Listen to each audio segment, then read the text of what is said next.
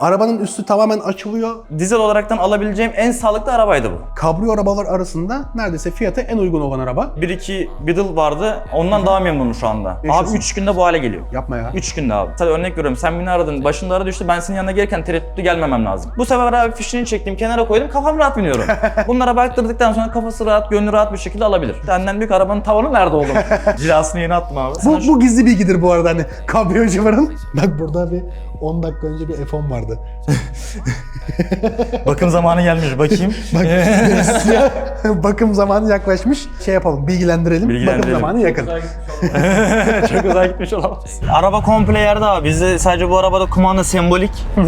Yani ilk kabriyom olunabilecek arabalardan ilk üçe diyeceğim ama yani birinciye bile koymak istiyorum aslında. 600-700 milyar param var. Kabriyo araba istiyorum. Ama eski kasa bir araba almak istemiyorum. Piyasada olacağımız için parksız duracak araba. Evet abi, Üstü açık kesinlikle. şekilde. Back on deck on my fly shit. Really on my shit. Pay some respect to my mindset. Head blowing smoke, catch a contact. Niggas really mad they can't stop us. Back on the scene, young conscious. Always been me, young poppin'.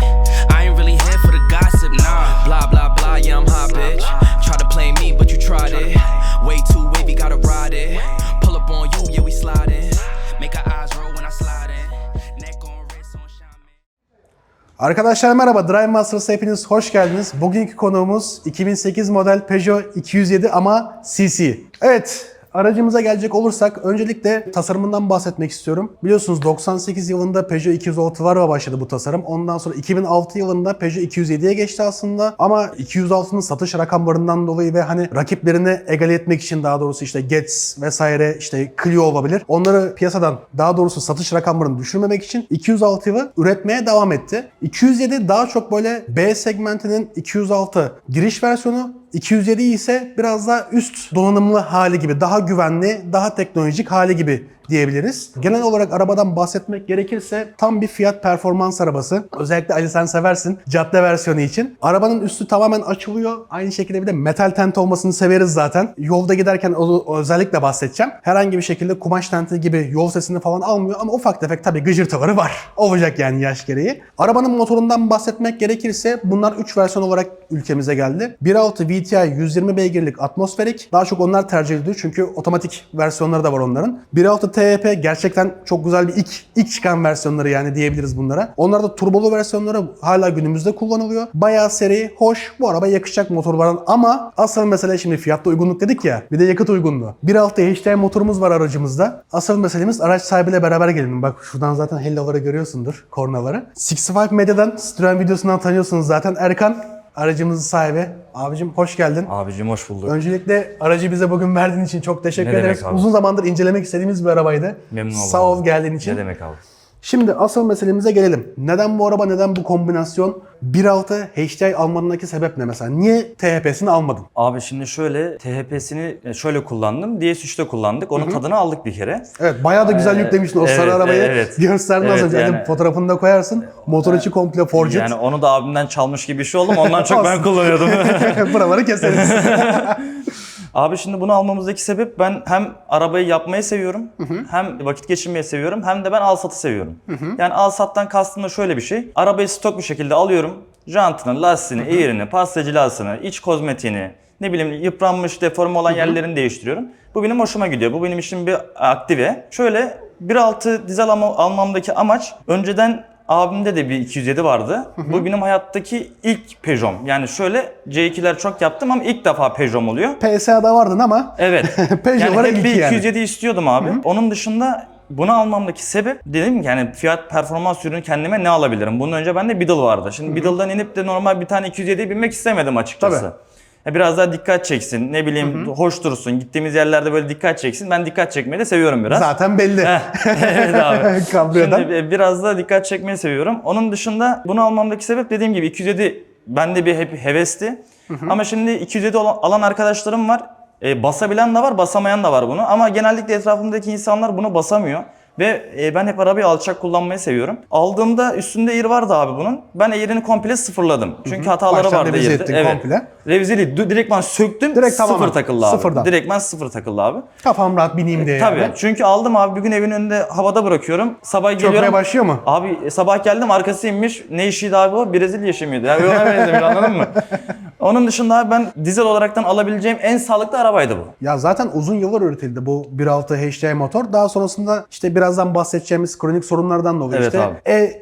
HDI hani ufak tefek sorunları giderilir. İlla Şu ki. an güncel versiyonda işte 1.6 Blue HDI, onu da biraz güncelleyip 1.5 Blue HDI ama motorun tamamen genel olarak şeyi aynı. Çalışma prensibi aynı. Kesinlikle abi. Kesinlikle yani dizayn olarak bile aynı diyebilirim yani. Evet. Demek istediğim nokta asıl girişteki noktam. Kabrio arabalar arasında neredeyse fiyatı en uygun olan araba. Tabii.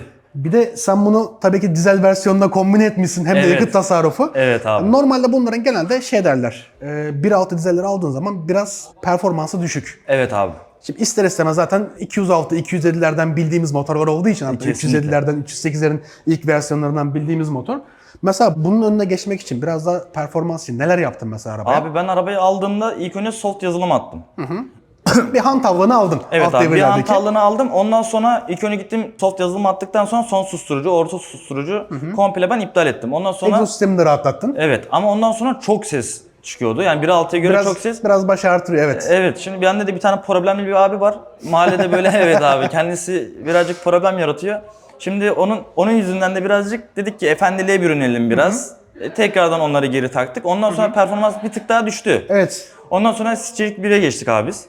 Şu anda performansımız çok güzel. Yani tatmin ediyor seni yani. Evet yani ben şu anda çok memnunum. Hatta yani sana şöyle bir şey söyleyebilirim abi. 1-2 Beetle vardı. Ondan daha memnunum şu anda. Sana samimi söyleyebiliyorum yani. Ben şu zaten an daha mutluyum. Dediğin gibi motor bir kere zaten çok fazla kronik sorunu olmayan bir motor. Evet. Abi bunlarda mesela turbo yağ besleme borusunda bir problemler oluyormuş. Sen bunu bana az önce değiştirdiğini söyledin. Evet abi. Sık sık da tekrarlıyormuş bu. Şöyle bir şey söyleyeyim. Alacak arkadaşlara böyle yardımcı nitelikte oluyor. Evet Çünkü sen abi. uzun zamandır da bunu kullandığın için Evet abi. değiştiriyorsun ya sürekli problemler çıkarıyor. Daha sonrasında seni etkileyecek bir şey var mı yani? Abi uzun şimdi vadede. şöyle ben araştırdım. Ben direktmen tamirciye gittim ama normal standart bir tamirciye gitmedim. Direktmen Peugeot yapan adama gittim ben. Tamam. Nokta atışı yere gittin evet, yani. nokta atışı. Burada hortumu var abi. Bu hortum kaputa bayağı bir yağ tazikli şekilde vurmuş.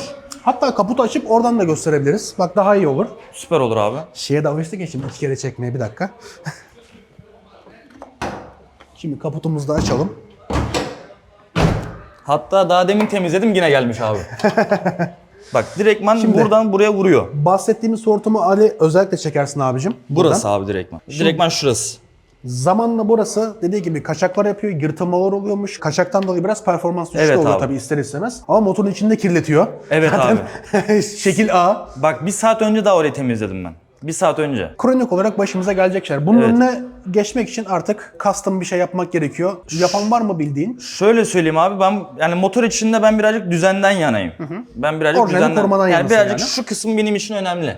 Tabii ki. Yani bu kısım benim için önemli. Yine akü bölgesinde ister istemez kablolarımız oluyor. Sonuçta bu arabada hello kornası var, air süspansiyonu Evet. var. İşte çok Ne elektronik var içeride evet, dediğin çok gibi. elektronik var. Oraya fazla müdahale edemiyorum ama bu kısım benim için birazcık önemli. Yani burası ben açtığım zaman rahat bir şekilde bakmam lazım benim buraya. Yani oraya açınca acaba buradan patlayacak mı, çıkacak Ha, mı tabii dememem ister lazım. istemez. Abi ben ilk arabayı aldığımda burası komple yağydı böyle. Burası komple yağydı. Yani yağ damlıyordu buradan. Ben rahatsız oluyorum abi bu tür konularda. Tabii ki. İlk önce gittim motorumu yıkattım. Sonra ben gittim bunu yan sanayisiyle değiştirdim. Yan sanayi ürün daha berbat etti. Bu sefer yağı aşağıya bıraktı. Zaten normalde kronik olan bir problem var. Evet. Orijinal parçanın yan sanayiye geçince daha da kötü Evet yani. şimdi günümüz şartlarında da abi enflasyona baktığın zaman yüksek rakamlar. Tabii. Yani biz de yani kendi gücümüze göre hareket etmeye çalışıyoruz. Ondan sonra gittim akılsız başın durayım ya cezasını cebin çekiyor. Mecbur. Bir daha bu sefer Abi orijinalini gittim aldım. orijinalini aldım. Bak hatta sıfır belli oluyor. Yine kaçırıyor abi. Yani bunun önüne geçemiyorsun. Ben ustama sordum. Alsan da yine aynısı olacak diyor.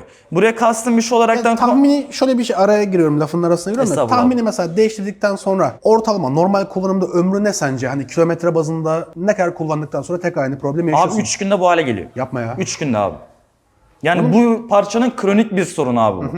Ve madem konu buraya geldi şuraya da ben atlayayım. Abi enjektörlerimin en sağında kaçak var benim. Gittim yaptırdım. Pulu Tamam. değişti. Enjektörümü de değiştirdim. Abi aradan 2 gün sonra yine kaçırıyor. Hadi ya. Tabii. Ama hepsi değil. Bir tanesi kaçırıyor. Artık ustam dedi ki oğlum dedi bak dedi, gelip gidip bize parçalanıyorsun. Biz seni seviyoruz. Yani seni de parçalamak istemiyoruz biz. Şimdi onlar da bizim artık aile dostumuz gibi insanlar. İlla ki zamanla. Git gel gibisinden. Artık adamın düğünü oluyor beni arıyor. Ben oraya giderim anladın mı abi? Ya da yanaşıyorsun ya. Oğlanın düğününü yaptık. Abi diyor. Geçenlerde gittim abi. Geçenlerde de çeyreği yeni taktım bak ona göre fiyat ver. Abi şimdi burayı yaptırdım. Buradan yine ufak bir kaçağım oluyor ama eskisine nazaran yani böyle bu motoru ben ilk açtığımda Expert'e götürdüğümde buraları komple aşağıya kadar oluk oluk yaydı. Kurumuş yaydı. Ben şu anda onların hepsini kestim ve kafam çok rahat bir şekilde ben şu anda biniyorum. Çünkü ben yeri geliyor bu arabaya kız arkadaşımla biniyorum. Yeri geliyor annemle biniyorum. Tabii. Yani ben bir yere giderken acil bir şey olduğu zaman mesela örnek veriyorum sen beni aradın başında ara düştü ben senin yanına gelirken tereddütlü gelmemem lazım. Aynen öyle dediğin gibi. Yani o yüzden abi ben birazcık dış görüntüye harcadığım para kadar da birazcık motorunu harcamayı seviyorum. Ama custom bir şekilde değil. Anladım. Direkt orijinal parçalar. Evet OEM şekilde yani. Evet abi. Şimdi EGR valfinde problemler oluyormuş genelde. Evet abi. Bayağı tıkanmalar oluyormuş. Onlar mesela yolda biraz performans düşüklüğü bir de ufak tefek duman atma gibi problemlerden anlayabiliyoruz. Evet abi. Başka mesela anlayabileceğimiz bir şey var mı? Şimdi uzun zamandır kullandığın için bizim de bilmediğimiz bir şey olalım. Evet, Hani illa alacak ki abi. arkadaşlara bir yardımcı olalım. Ya belki sen benden bile fazla biliyorsun. Ya Çünkü biz estağfurullah. başımızı işten kaldıramıyoruz genellikle. Abi şimdi bu arabanın EGR'sinde bir problem vardı. Evet doğru. Biz abi bazı iptaller gerçekleştirdik. Bazı parçalarımızı değiştirdik. Şu anda mesela motor arıza ışığım yanıyor. Onun yüzünden yanıyor. EGR valfini görmediği için mi yanıyor? Evet abi. EGR valfi de abi ben ustamla konuştuğum zaman burada akış sensör metresi var. Evet, Akış sensörünü hava etkiliyor abi. akışlarında, evet. Yani onunla o birbirini destekliyormuş. Ben de bu konuya fazla vakıf değilim. Akış metrenin sensörü takılıyken araba çekişten düşüyordu abi. Akış Normalde dediğin gibi çekişten düşürür zaten arabayı. Abi biz onu değiştirdik. Dedik ki sıkıntı vardır abi dedik. Yine problem yani kafamıza kurduk. Değiştirdik yine aynı problem devam etti. Bu sefer abi fişini çektim kenara koydum. Kafam rahat biniyorum. Tabii kafam rahat biniyorum. Herhangi bir sorun yaşamıyorum abi. Sadece şu anda. ışığı görüyorsun orada. Arıza işaretini görüyorsun. Abi Onun onu da dışında bizim problem yok. dükkanda makineden siliyorum. Şimdi silsem ne Tekrar olacak? geliyor. Hayır kendimi kandırıyorum şimdi ama Yani. kendimi kandırmaya gerek yok. Satarken de sattığım adamı kandırmaya gerek yok. Yani illaki dediğin Evet. gibi. Yolda giderken nasıl hissediyorsun böyle? Şimdi bizim gibi arabacılar şeyi sever böyle. Yansıma olduğu zaman arabayı izler ya. Nasıl geliyor mesela sana? Abi şimdi şöyle söyleyeyim. Ben İstanbul Kağıthane'de oturuyorum. Genelde hep semtteyim ben. Benim gittiğim maksimum yer Sarıyer, Tarabya, Yeniköy. Ben hep buralardayım abi. Öyle Caddebostan falan ben öyle piyasacı bir insan değilim. Ben kendi çapımda eğlenen birisiyim. Biz gidince bağlatıyoruz. Ben gitmiyorum abi. Çünkü yani giden arkadaşım bağlatıyor bunu. Öyle. Abi şimdi mesela arabayı ben şu anda komple yerde ben bu arabayı yürütebiliyorum. Bu şekilde dümdüz yolda ben abi gram altına vurmadan Tam gidebiliyorum. janta göre ayarladın yani.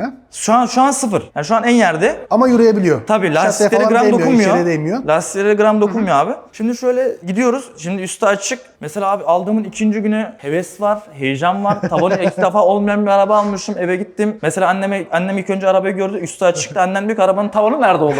Ben de dedim ki param bu kadarına etti. Daha uygundu. Abi mesela ışıklarda duruyorum yanımda minibüs duruyor benim. İnsanların içine bakıyor böyle. Kendimi ilk zamanlar böyle bir tuhaf hissettim. Benim de genelde arabaların hep cam filmi vardır kendimi rahatsız hissetmemem için. Abi böyle insanlar bakıyor baktım hoş. Baktım en ufak yerde kıvılcım atıyor. Hani hoşuma gitmeye başladı. Bir de böyle X bir mekana gittiğimiz zaman önüne böyle mesela koyuyorum. Dikkat çekiyor. Yani diğer arkadaşım geliyor diyor ki abi diyor sen oraya koyma sen buraya koy. Burada daha güzel duruyor mesela. Bu benim hoşuma Daha giden bir kafaya hareket. çekiyor Tabii seni. abi. Yani onun dışında mesela kız arkadaşımla bir yere gidiyorum abi. Kız arkadaşımı eve bıraktıktan sonra bir dünya problem yazıyor çat çat çat arabayla bir yere gitme. Bunun gibi problemler yaşıyoruz ama mutluluk kısmı da çok. Evet yani dediğin gibi asıl olay buradaki kabrio olması zaten. Evet Senin abi. tercihin de o. Bir kere Evet. kabrio araban varsa her zaman dikkat çekiyorsun. Evet Motor abi. yürüyen fark etmiyor. Kesinlikle Bir abi. de senin yaptığın gibi mesela böyle güzel kromajlı jantları da falan koydun mu? Evet. Artık yani araba benim Evet. lafım var ya ben buradayım diyor. Evet abi. Normal şartlarda 370 litre bagajımız var. Ama tabii ki de katlanır tente arkaya doğru bayağı yer kapladığı için Evet. 145 litreye kadar düşüyor. Bu da zaten ayırma. Bizim hani şeyde biliyorsun.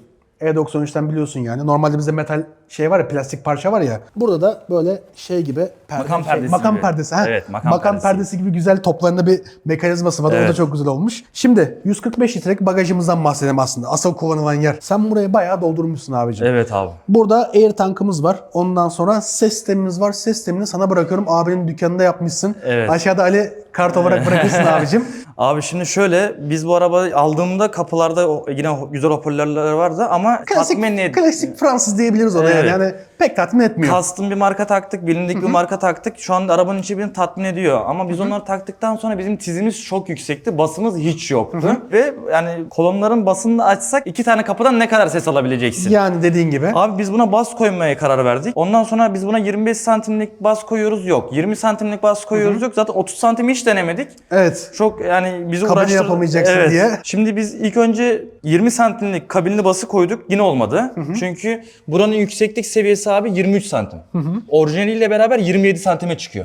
Şimdi bir de Air de var. Hani alanı da büyütemiyorsun. Tank var burada Yok, yani. büyütemiyorum yani. Özel bir şey de yaptıramıyorum buna. Custom girdin yani. Yani custom girdim abi, bizim dükkanımızın yanında bir tane mobilyacı var. Abi kabini aldım, kabinle beraber adamın yanına gidiyorum. Ben abi dedim bak dedim, bunu dedim buradan keseceğiz.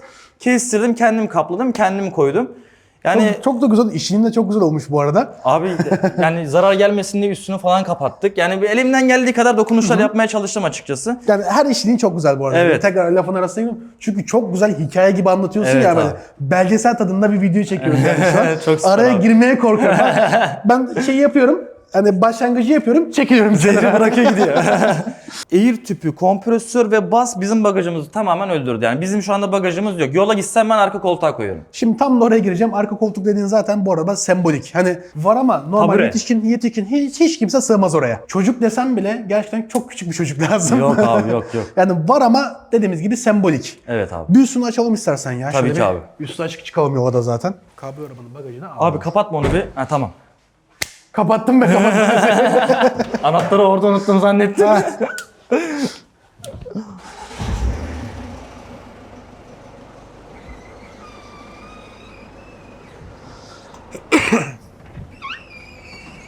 Ali başladı saymaya.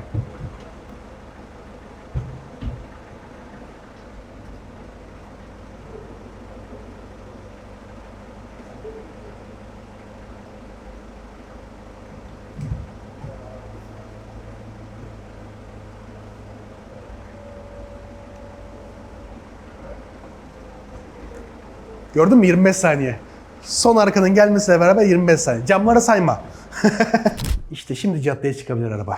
Şimdi bunlar içine geçmeden hemen bahsedelim hızlıca. Normal şartlarda Allah korusun bir kaza durumunda araba takla attığı zaman hayat üçgeni yaratıyor. Bunlar yukarı doğru fırlıyor Evet. bir anda. 30 santim. Aynen öyle 30 santim civarında yukarı fırlıyor ve anlık durumda airbag gibi patlıyor daha doğrusu. Evet. Allah Bize- yaşatmasın. Allah korusun tabii hiç kimsenin başına gelir. İnşallah hep sabit durur. Bir hayat üçgeni yaratıyor. Bu bilgiyi de verdik. Bu bilgiyi ne yapıyorsanız yapın ve yola dönelim. Ama bir dakika, ben bir şey anlatmadan geçemem. Söyle bakalım. Şimdi bu hafta bu pazar günü bu videonun çekileceği kesindi. Şimdi hastalığından bahsedelim Erkan'ın. Evet ben çekiliyorum. Bak bu kesindi abi. 2 günden beri uyku uyumuyorum ben. Abi cuma günü akşam ne yazık ki sol ön çamurluğumuza bir tane arkadaş geldi, vurdu. Talihsiz bir olay yaşadım. Evet abi, Maalesef. ne yazık ki öyle bir sıkıntı yaşadık ve ben çok kaportacı araştırdım, çok yerlere ben danıştım. Bir haftaya çıkmaz, 2-3 günde kalacak, Normal çamurun şartlarda değişmesi dediğin gibi lazım doğru. vesaire gibi abi. Bizim de semtimizden nazımızın geçtiği bir tane kaportacımız var. Kardeşimiz de şimdi burada hatta. Aradım bunu, dedim ki kardeşim dedim, bu arabanın dedim pazar sabahına dedim hazır olması lazım. Abi dedi imkansız, yani öyle bir şey yapamayız. Videonun arasına giriyorum ki ya Erkan diyorum hani bir hafta sonra çekeriz abi diyorum, problem yok. Ondan sonraki hafta çekeriz. Yok abi o video çekilecek Abi diyor. gece- Şimdi tekrar dönüyoruz. Gece saat 3'te Ali ile konuşuyorum, arabaya vurdular. Bana diyor ki kuzenim diyor sıkıntı yok, haftaya atalım. Dedim yok, bu hafta olacak o. Ben dedim bu arabayı dedim çıkartacağım. Abi cumartesi sabahı arabayı bıraktım, kendi iş yerime geçtim. Cumartesi akşamı tekrardan kaportacıya geçtim. Cumartesi akşamından bu saate kadar, şu anda pazar günü saat öğleden sonra 5. Bu saate kadar eve girdim gitmedim. Buraya gelmek için üstümü değiştirecektim. Arkadaşımı aradım, dedim git evden bana kıyafet getir. Kurban olayım. Onları hallettik. Kafa ayarımızı yaptık. Ondan sonra buraya sizin gibi değerli insanların yanına geldik. Allah razı olsun sağ ol Senden abicim. de abi. Bundan sonra zaten her videolarında bekliyoruz. Yani yeni arabalarında mutlaka bekliyoruz. seni. İnşallah Çünkü abi. araştırıp alıyor. Hani ben sadece konuyu söylüyorum. Diyorum ki kronik sorun bu varmış söylüyor. Anladın mı? Çok güzel. Benim için çok rahat bir video oldu. O zaman biraz da içine geçelim. İçine oturalım arabanın. Şimdi içeriye geçtiğimiz zaman zaten birebir 250 ile tamamen aynı araba. Kesinlikle Herhangi abi. bir farkı yok. Sadece üstünü açma düğmemiz bu tarafta. Evet. Onun dışında herhangi bir zaten hiçbir fark yok. Sen Evet. buraya bir yine basınç saati koymuşsun Air'dan yana. Air'den dolayı abi, evet. Ondan sonra mouse'umuz dıt dıt dıt dıt. Evet abi. O mouse benim aldığımda vardı abi. Benim için artık bir semboliye döndü. Küçükken bilgisayarım hiç yoktu benim. Artık mouse'unu görüyorum her gün. Şey gibidir ya böyle hani modifiyeli bir araba, eski bir araba var. Evet. Ya bu arabayı niye aldın derler. İşte çocukluğumu tatmin etmek için hani. Evet, Anladın mı? evet. Çocukluğumu doyuruyorum şu Kesinlikle an. abi. Seninki de tam öyle olmuş yani. Aynen, tam maalesef. üstüne Çok geldi güzel. abi. Çok güzelmiş yani. Ondan sonra içeride anlatacaklarımızı daha çok yolda değinelim. Çünkü hava kararıyor. Yol çekimleri de güzel çıksın. Ne yapalım? Beğenelim, abone olalım ve yolda görüşürüz. Back on deck on my fly shit. Really on my shit. Pay some respect to my mindset. Head blowing smoke, catch a contact. Niggas really mad they can't stop us. Back on the scene, young conscious. Always been me, yeah, I'm poppin'. I ain't really here for the gossip, nah. Blah blah blah, yeah, I'm hot, bitch. Try to play me, but you tried it. Way too wavy, gotta ride it. Pull up on you, yeah, we sliding. Make our eyes roll when I slide in. Neck on wrist on shine. Ya öncelikle kullanıştan bahsedeyim. Araba bildiğimiz 207 gibi. Evet abi. Hani çok rahat. Binek bir araba yani. Hani hiç kabriyoluğunu hissettirmiyor. Kullanımı çok rahat, çok konforlu. Değil mi? Normal binek bir 308 kullanıyormuş gibi hissediyorum mi? kendime. Hani bu yıllarda 350'nin sonu 308'ler. Kavrama 10 numara. Vites aralığı biraz fazla. O da normal Evet. ya. Bu yıllarda oluyor. Kesinlikle abi. Yani bunu yeni modellerde biraz daha yaklaştırırlar. Güzel oluyor ama hani alışmak gerekiyor. Yakıt olayı süper. Benim baktığım bunlar şehir dışı 3,5 litre, şehir içi 5,5-6 litre, ortalaması 4,5-5 litre Evet. gösteriyordu. Güzel bakımlar var. Bence gayet de yakalanacak rakamlar. Evet abi. Altın üzerine çıkacağını sanmıyorum. Sen mesela kaçta geziyorsun? Sakin kullanım vardı hani normal. Yani abi Sıktığın zamanları söyleme. devirlerden bahsediyoruz. Yani normal yani 2000-2500 Aynen lira abi gibi. o. Değil mi? 2500'ü bile zor görürsün abi benimle. Çok ekonomik ya araba. Yani ben hep araba komple yerde abi. Bizde sadece bu arabada kumanda sembolik. Genelde hep indiriyorum yerde. Anahtar ya torpidoda oluyor ya vitesin orada oluyor. Ben kullanmıyorum. O yüzden genelde hep birinci vites, ikinci vites olaraktan ilerliyorum. Ya zaten gerçek anlamda bir şehir içi arabası bunlar Kesinlikle. normalde. Bu da üzerinde cadde versiyonu. Kabriyo olarak yani. olaraktan öyle abi, evet. Şey çok güzel. Şimdi metal tente olması güzel. Yani 100 kiloya yakın bir ağırlık katıyor üzerine ama ekstra. Ses olarak güzel. Evet. Hani kumaş kadar içeriye mesela yol sesi almadığı için hoşuma gidiyor. Tabii. Tek sıkıntı işte açılıp kapanırken bazen yolda da hafif bir metal yorgunluğu diyebiliriz yani. Biraz ses yapabiliyor mu? Evet Sen de abi. söyledin onu ekstra. Evet, doğru abi. Ama gayet kullanış yani yağmurlu havalarda hani kafan rahat. Üstü Tertemiz. kurudu mu kurumadı mı kapalı alanda küflenecek mi derdin yok. Tabii mis gibi abi. Metal tente her zaman iyidir yani. Aynen Severiz. öyle, tertemiz. Bir de bizim olduğumuz semtte yani bu normal tente birazcık sıkıntılı. Aha, evet. Çünkü metal yani normal base tente falçatayla bile açılabiliyor. Ha, ben de söylemek istemiyordum ama ben de branda var arabamı kapalı garaja mecbur muhafaza Değil mi? ediyordum. Sokağa bırakamıyordum. 500 abartı. Aa. Buradan selam olsun kendisine. Kendisini anıyoruz. Senin DS'in renginin 1-2 ton daha koyusuydu. Güzel bir sarı rengi vardı. Bizim DS yanıyordu abi ya. Baksana rampada. Abi turbo Abi, güzel. Tabii. Bak vites atıyorum. 4. vitesteyim mesela. 1500 devir. Çok rahat araba ilerliyor yani. Hiç boğulma vesaire hiçbir şey olmuyor. Hiçbir şey yok dedin. Ya zaten çok sağlam motor bunlar. Tabii. Uzun zaman kullandılar. Peugeot'da, Citroen'de. Mesela bir Citroen CLS videomuz vardı. Aynı bu motoru kullanıyor hala. Değil mi? Hiç problem yok. Hatta 3-3,5 litrede falan. Biraz şeydir bizim Mustafa abi arabayı çok sakin kullanır. Ekstra yani. 3-3,5 litrelerde geziyor mesela o. O da ona göre güzel bence. 3 Tabii güzel kesinlikle bir sedan bir arabaya göre, şehir içi arabasına göre çok iyi. Aynı motor bunu da kullanılıyor yani. Bayağı güvenilir bir motor. Sadece işte arabanın dışında bahsettiğimiz kronik sıkıntıları var. Evet. Onlara dikkat etmemiz gerekiyor. Kesinlikle Onun abi. dışında herhangi bir problem yok. Gönül rahatlığı alınabilir. yani. Kesinlikle. Yani ilk kabriyom olunabilecek arabalardan ilk 3'e diyeceğim ama yani birinciye bile koymak istiyorum aslında. Evet. Ya biraz da şöyle adlandırabiliriz abi bizim konuyu. 600-700 milyar param var. Kabriyo araba istiyorum. Ama eski kasa bir araba almak istemiyorum. Yani eskiden bu kastım böyle 95-85 Evet, model 2000'lerin BMW'ler altında mesela. yani. Almak istemiyorum. Hem ekonomik olsun, hem yakıt az olsun. Hem beni mutlu etsin, hem konfor olaraktan, hem görsel olaraktan beni tatmin etsin diyorsan alınabilecek tek araba. Aynen öyle. Çok güzel özetledin. Bir de üzerine şeyler ekleyelim hemen. Yakıt tasarrufu var. Şimdi senin dediğin arabaların hepsi 2000 motor ve üzeri. Şimdi Evet. vergi avantajı var. Hem yeni araba Tabii. hem de üzerine vergi avantajı var. Bir de parçası da bilinen bir motor. Evet abi. Bildiğimiz HDI motoru yani. Peugeot'larda, Citroen'lerde yıllarca kullanılan, hala daha güncelleri kullanılan yani. Tabii abi. Piyasa motoru olduğu için kronik sorunlarını da herkes biliyor. Yani gönül rahatlığı dediğin gibi alınabilir. Bir de bu arabalar hala o eski Peugeot'ların şeyini yansıtıyor. O 206'ların ilk çıktığı zamanlar işte Evet. 106 var, 306 var. Hala o ikonikliğini koruyan bir araba. Evet, Ve kesinlikle. üzerine güncel yani. Evet. dediğin gibi çok mantıklı bir araba. Böyle bir de senin gibi Air tarzı falan takınca da Evet abi. duruşu da yani gerçekten çok güzel. Abi oluyor. normalde 206 alacaktım. Aha. 206'ların arka tarafı torsiyonmuş. Yani araştırdığım üzere. Bunlarda da öyle bu arada. Evet, Bunlarda hatta da torsiyon. sizin yine öbür kanalda çektiğimiz Saxo. Onun da arka Aha. torsiyon. Onun arkasını ben düşürmek için var ya abi. Neler çektim. Neler çektim ve Air olmuyor. Evet. Torsiyonu bozduğun zaman o torsiyon bir daha kendi yerine sağlıklı olaraktan gelmiyor abi. Yani şöyle amortisör sistemini bayağı bir sıkıntıya düşürmüş Evet abi. oluyorsun. Yani sekmeler, ondan sonra yüksek hızlarda yol tutuşunu falan çok etkileyen şeyler bunlar. Evet yani abi eğer ki torsiyonlu arabada arabaya basmak istiyorsan Brezilya'ya gidecek. Anladın mı? Biz böyle memnunuz. Fark etmişsin, trafikte gidiyorum ama Evet. hiçbir şekilde bir yorulma falan yok. Yok, Bak, manuel araba kesinlikle. kullanıyorum. Sol ayağımda herhangi bir şey yok. Ondan sonra Yumuşacık. yumuşacık frenlere olsun aynı şekilde. Hani yüksek hızlarda tabii ki de 15 yaşında olduğunu Evet. gösteriyor. Teknolojide yaklaşık 20 senelik bir teknoloji var fren sisteminde. Evet çok abi. böyle iyi bir şey beklememek lazım ama şehir içinde çok rahat. Hani frenlemesi çok güzel, yumuşak, sunumlaması Kesinlikle. iyi. Aynı şekilde mesela hızlanması da alt devirleri çok canlı. Evet. Rampalarda böyle gaza sadece hani usulen dokunuyorum. Ufak. Şimdi giderken mesela ayağım devracın üstünde yani basmıyorum ama üstünde. Gazda neredeyse onun gibi düşünebilirsin Evet. yani. Çok Ufak. çok canlı yani alt devirler.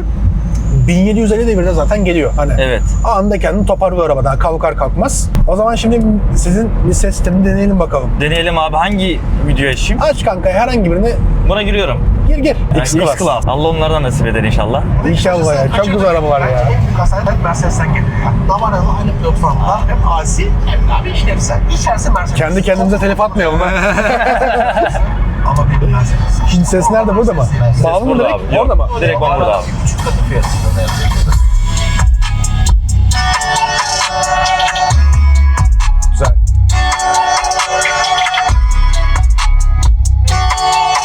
Peugeot değil.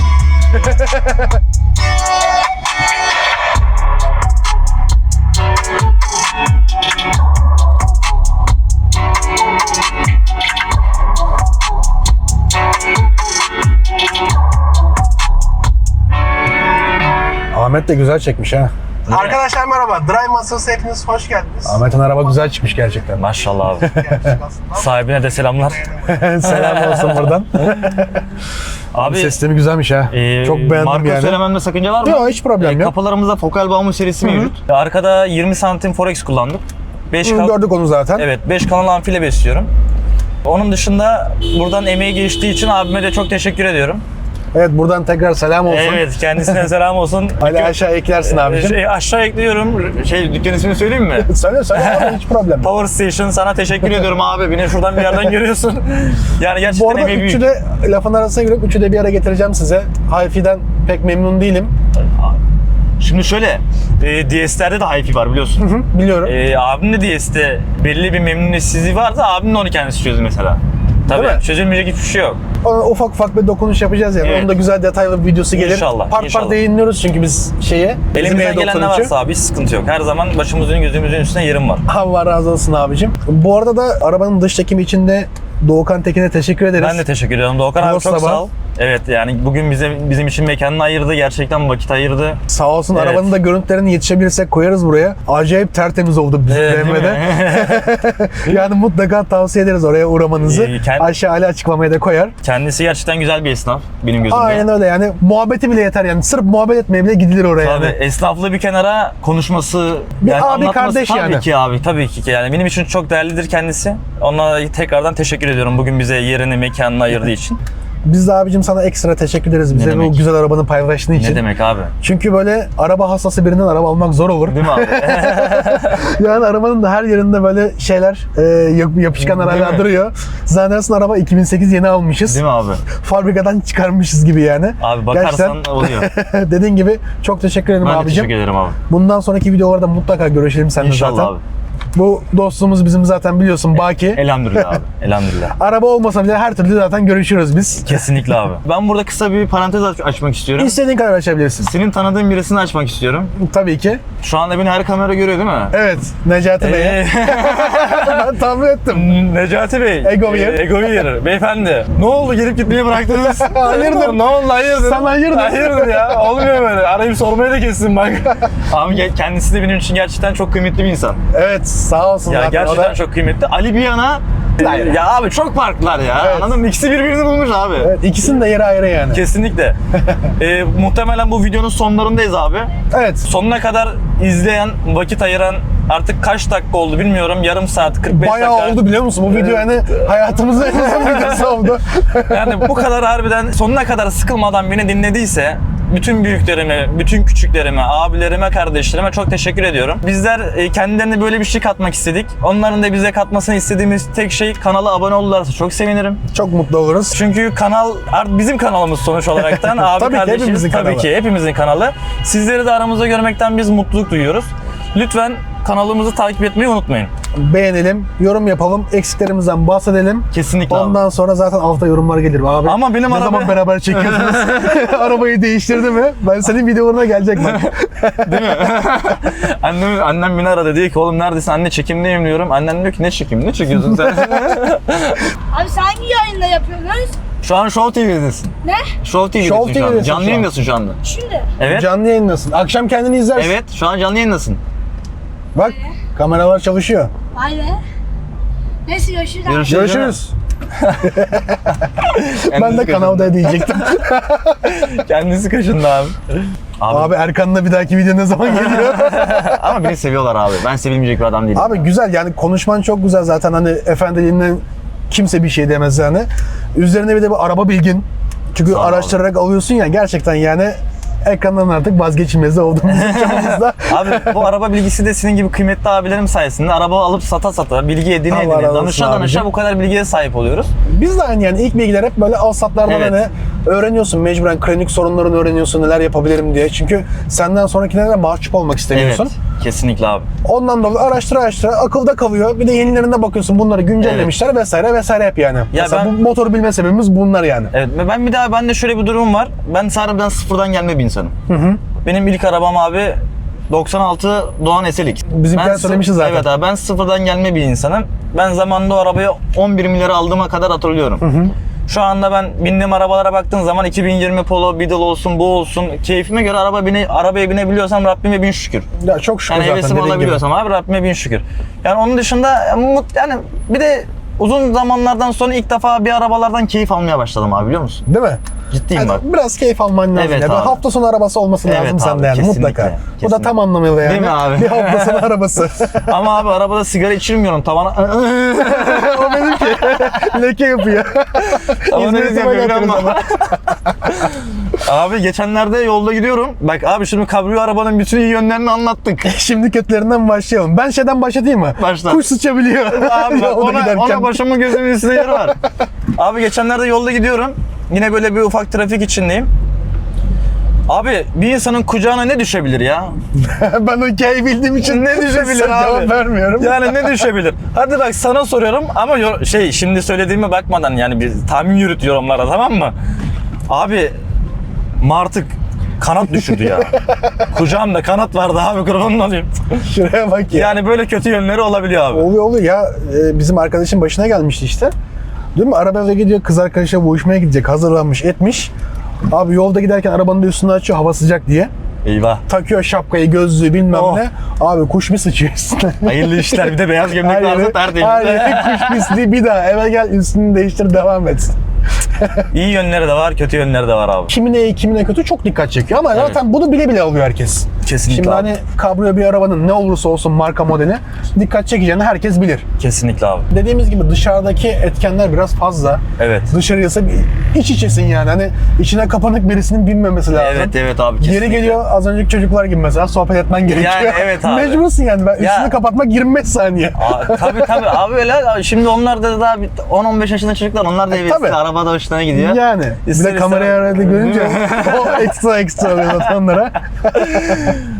Vallahi seninle çok güzel zaman geçirdim abi bugün. Abicim ben de aynı şekilde yani çok teşekkür ederim sana. Bugün geç kaldım. Hakkını helal et. Yo ne demek ya? O da Estağfurullah biliyorsun olmadı arabaya şey ya. vurdular, onu yetiştirmeye çalıştım. Biz de kapıda çay kahve içtik zaten muhabbet ettik. Sağ olsunlar çok güzel ağırladılar bizi yani. Yani O bir konuda çok eksiğimiz olduysa şanslıydık. kusura bakma abi. Estağfurullah eksin yok fazlan var Allah her zaman razı olsun zaten bize abi. biliyorsun. Allah Sana razı hakkını olsun. evet yani sağ ol geldiğin için. Ne demek abi Bu yani? pazar gününü bize ayırdığın için Ne yani. demek abi, her zaman. Çok güzel, çok keyifli bir pazar günüydü yani. Değil bir pazar, 50 pazar ayıralım Allah abi. razı Hiç olsun sıkıntı yok. abicim, Ne çok zaman sağ ol. isterseniz. Her zaman isteriz ama seni söyleyeyim yani. Allah razı olsun abi. Şimdi bu videoyu Ali editleyecek değil mi? Evet.